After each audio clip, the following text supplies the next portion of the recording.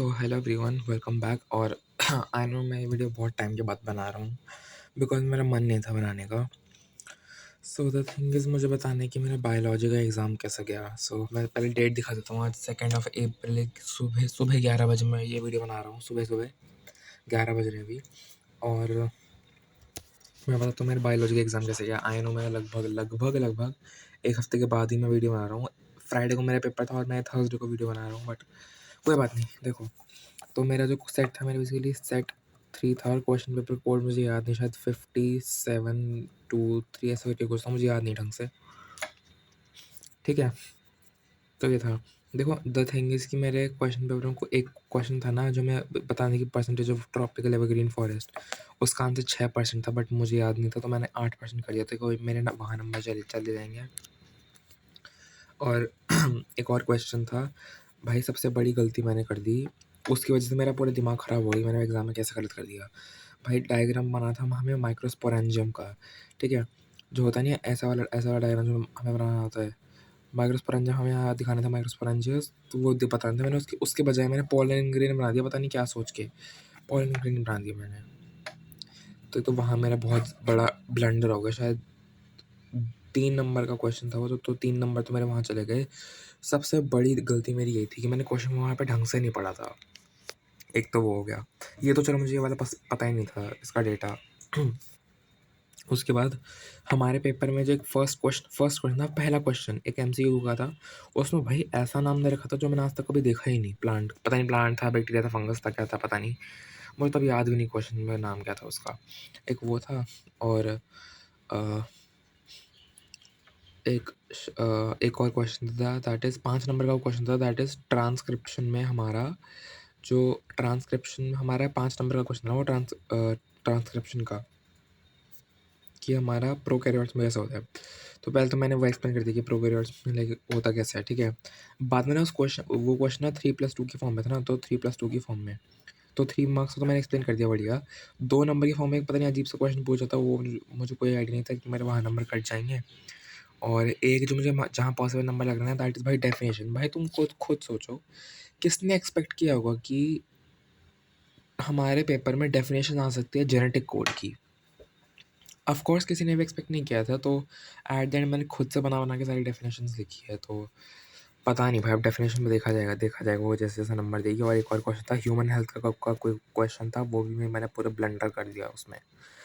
तो all in all भाई, मेरा जो स्कूल था ना 12th क्लास का, वो 20 मार्च को चालू हुआ था, ठीक है। 20 मार्च 2026 को चालू हुआ था। और मैंने अपनी क्लास 12th की पढ़ाई इससे पहले स्टार्ट करी थी लगभग। तो मान लो, देखो मैंने 1 मार्च 2025 को, सॉरी 25 में, तो 1 मार्च 2025 को मेरा बायोलॉजी का क्लास 11th का फाइनल एग्ज़ाम था। और उसके लगभग 3-4 दिन के लाइक 5-7 दिन के बाद लगभग, तो मान के चलो, मैंने 8 मार्च 2025 से मैंने अपनी क्लास 12th की पढ़ाई चालू कर दी थी। और मैंने बायोलॉजी तो और भी पहले चालू कर दी थी। तो बायोलॉजी मैंने चालू कर दी थी, और इस डेट तक ज़्यादा मुझे अच्छे से ज़्यादा याद है, मैंने फिज़िक्स का चैप्टर 1 भी मैंने स्टार्ट कर दिया था। और जब तक इस डेट तक मैंने अपना चैप्टर 1 ख़त्म कर लिया था सारे सब्जेक्ट्स में अप्रॉक्स, ठीक है, केमिस्ट्री को छोड़ के। इवन मैथ्स का भी मैंने कर लिया था पहला चैप्टर। पहले के 2 चैप्टर में मैंने कर लिया था, यूनिवर्सिटी को भी कर ली थी मैंने। तो यही था, फिर मैंने ये करा। तो भाई अब लग रहा है कि इतना पहले पढ़ के भी क्या ही कर लिया, जब गलत हो ये मेजर चीज़ ये गलत हो गई, कुछ ये गलत हो गया। और ये तो खैर डेटा, ये तुम इसके मुझे दुख नहीं है, क्योंकि ये तो मुझे पता ही नहीं था। और मैंने एक्सपेक्ट भी नहीं किया था कि ये लोग ऐसे रटने वाले क्वेश्चन पूछेंगे in the era of competency, ठीक है। कॉम्पिटेंसी के एरा में ये लोग ऐसे क्वेश्चन पूछ भी सकते हैं, मुझे पता नहीं था। तो ठीक है, यही है। अब बात करते हैं कि मुझे फ्यूचर में क्या क्या करना है, ठीक है। एक सेकंड रुको। हाँ जी, तो मैं आ गया हूँ वापस। तो मैं बता देता हूँ कि अभी ये मेरे पास एक ही पेपर, इतना सही पेपर बचा है, इसमें मैं बता देता हूँ फटाफट। तो देखो, मैंने बात कर दी कि मैंने एग्ज़ाम्स कौन-कौन से भरे हैं। सो of course first one is, देखो जेईई मेंस मैंने भरा, बट मुझे पता है मेरे नंबर नेगेटिव में आने वाले हैं। ऑफ कोर्स सिलेक्शन नहीं होने का है, क्योंकि ये बोल लो क्यों नहीं होने का, नीट में भी नहीं होने का है मेरा सिलेक्शन, ठीक है। मैंने सीयूईटी भरा, जिससे मुझे थोड़ी सी होप है, ठीक है। सीयूईटी के साथ-साथ मैंने और एग्ज़ाम्स भरे। फॉर एग्ज़ाम्पल देखो, मैंने एक और एग्ज़ाम भरा है, नोन एज़ ISI 80। इसमें भी मेरा कतई नहीं होने वाला है, क्योंकि इसमें मैथ्स बहुत बहुत बहुत लाइक उम्दा लेवल की आती है और उतनी प्रिपरेशन मेरी है नहीं, मेरी एनसीईआरटी ही होने में बहुत दिक्कत हुई थी। उसके बाद ये तो खैर मैंने अपने पापा के कहने, ये और जेईई मैंने अपने पापा के कहने पे भरा है। सीओटी था, नीट था, जेईई था, आईएसआईटी, उसके बाद एक और एग्ज़ाम था, हाँ दैट इज़ आइज़र एप्टीट्यूड, ये मैंने अपनी खुद की मर्ज़ी से भरा है, और एक और एग्ज़ाम है नेस्ट, ठीक है। तो ये दोनों एग्ज़ाम्स मैंने अपनी खुद की मर्ज़ी से भरा है, एंड आई एम होपिंग कि इनमें मेरा सिलेक्शन हो जाए। इन तीनों में से तो लाइक किसी में मेरा सिलेक्शन हो ही जाए। सीयूईटी में मैंने कौन सा सब्जेक्ट भरा है वो मैं बता देता हूँ। मैंने भरा है इंग्लिश, फिजिक्स, केमिस्ट्री, बायोलॉजी, और साथ में वो जनरल टेस्ट जीटी, ठीक है। आईआईटी में तो चारों सब्जेक्ट आते हैं, तो इसलिए तुम्हें चारों करने पड़ेंगे। नेक्स्ट में भी चारों सब्जेक्ट आते हैं। आईएसआईएटी का मुझे घंटा नहीं पता, नीट में घंटा नहीं पता, इसका मुझे घंटा नहीं पता। तो मेरे इन 6 एग्ज़ाम में से मेरे पास ये 3 होप हैं।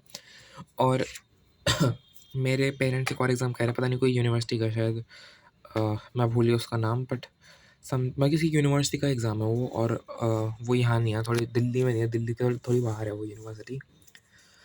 तो वहाँ पर भरेंगे शायद, हरियाणा या यूपी में, मुझे पता नहीं ढंग से कहाँ है। तो देखते हैं। अगर मैं एक और बात करूँ कि मुझे मेरे बोर्ड की परसेंटेज कितनी आएगी, तो ये मत सोचना कि 90s में आएगी। मैंने बोला ये ज़रूर है कि मेरे सारे सब्जेक्ट में, देखो मेरा सबसे अच्छा जो पेपर गया था ना, मेरा फिजिक्स का अच्छा गया, फिर केमिस्ट्री का अच्छा गया, बायोलॉजी का बोल सकते हो इन ब्लंडर के बाद भी थोड़ा बेटर गया, और बायोलॉजी और मैथ्स को मैं एक ही लेवल पे रखूँगा। सबसे गंदा मेरा इंग्लिश का गया था, क्योंकि यू नो क्यों। तो बस यही भाई, इंग्लिश से लोगों को उम्मीद होती है, मुझे इंग्लिश से सबसे कम उम्मीद है, पता नहीं क्यों।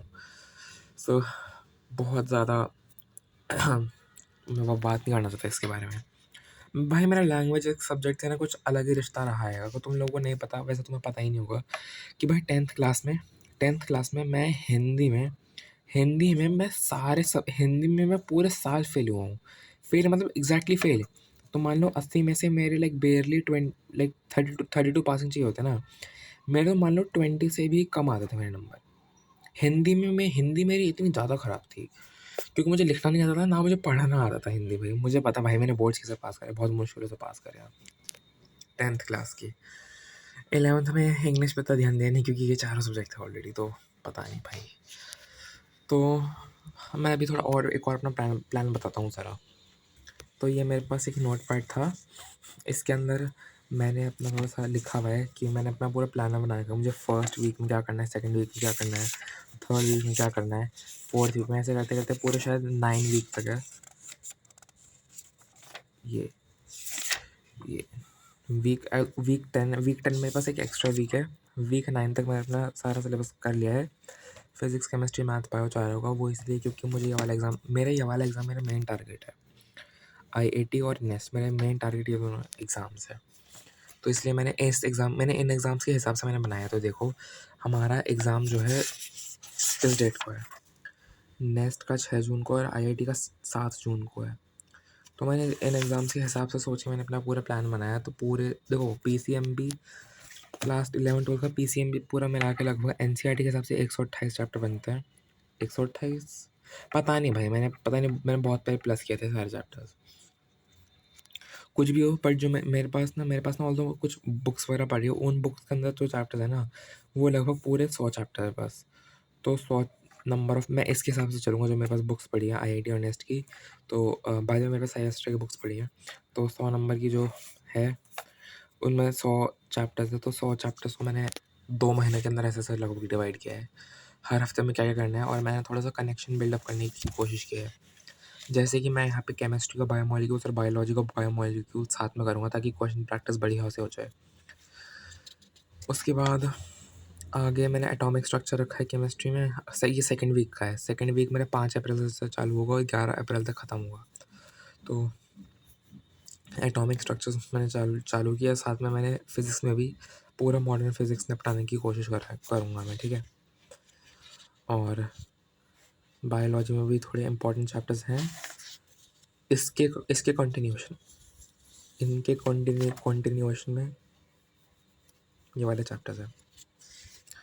मैथ्स में पता नहीं, यहाँ पे देखो वीक 3 में मैंने जैसे यहाँ पे थर्मल फिजिक्स है, केटीजी है, और यहाँ पे थर्मल फिजिक्स और केटीजी है, और केमिस्ट्री में भी मैंने थर्मोडायनेमिक्स रखा है, ठीक है। थर्मोडायनामिक्स में मैंने साथ में रिडॉक्स रिएक्शन रख लिया, रिडॉक्स रिएक्शन के साथ मैंने इलेक्ट्रोकेमिस्ट्री रख लिया, ताकि ये दोनों बहुत रिलेटेड है आपस में। थर्मोडायनामिक्स सुपर फिजिक्स से बहुत ज़्यादा रिलेटेड है और केटीजी भी रिलेटेड है। वेक्टर्स जो है मैथ्स का, वो मैथ्स में भी मैं वेक्टर्स करूँगा, क्लास 12th का वो भी मैं करूँगा, ठीक है। और कुछ अलग चैप्टर्स मैंने यहाँ पर डाल लिया। फॉर एग्जांपल बायोलॉजी में इतना इतना रिलेटेड नहीं रहेगा, ना मैथ्स में इतना रिलेटेड रहेगा। बाय द वे वीक 3 का मैं बता रहा हूँ, वीक 3 मेरा 12 अप्रैल से लेकर 18 तारीख तक चालू होगा। अभी खैर मेरा फर्स्ट वीक चल रहा है और फर्स्ट वीक में मेरा 4 अप्रैल को ख़त्म हुआ और आज 2 अप्रैल है, यानी कि सिर्फ 2 दिन और बचे हैं आज के दिन को मिला के। तो मैंने हफ्ते वाइज भी मैंने अलग अलग बना रखा, मतलब दिखाता हूँ एक सेकेंड। तो ये देखो मैंने बना रखा था हफ्ते का, तो मेरा जो है 29 तारीख का पूरा हो गया, 30 का पूरा होगा, 31 का भी पूरा हो गया। 31 में मेरे पास कैपेसिटर अभी बचा है, ठीक है। तो और आज और भाई मैं अपने गोल से बहुत ज़्यादा पीछे हूँ। तो आज 2 तारीख है, इसके बाद 3 और 4, बस ये दिन और बचे हैं भाई। मैं अपने गोल से खुद की गोल से मैं बहुत ज़्यादा पीछे चल रहा हूँ, क्योंकि भाई क्वेश्चन प्रैक्टिस करने में बहुत ज़्यादा टाइम लग रहा है। खैर कोई बात नहीं, मैं तो पढ़ ही रहा हूँ, तुम लोग भी अपना पढ़ते रहना, ठीक है, पढ़ते रहना। तो बस आज की वीडियो के लिए इतना ही, मिलूंगा अगली वीडियो में, ठीक है। तो बाय बाय।